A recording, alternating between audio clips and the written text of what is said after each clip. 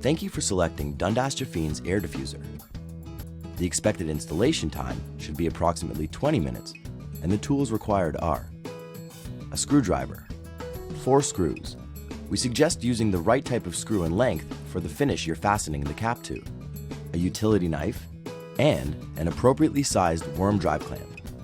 Regardless of the application, trace the hole opening using the flange collar as a template. Next, cut the hole following the outline.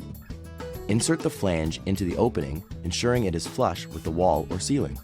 For drop sealing application, pull the locking ring around the flange collar and attach the duct to the collar using an appropriately sized worm drive clamp.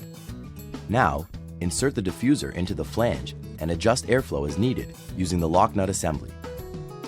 For drywall applications, secure the duct first to the flange using the appropriately sized worm drive clamp. Then, secure the outer facing of the flange into the drywall using plugs and/or screws. Now, insert the diffuser into the flange and adjust airflow as needed. For more information about this product or other Dundas Jafine products, please visit our website at dundasjafine.com.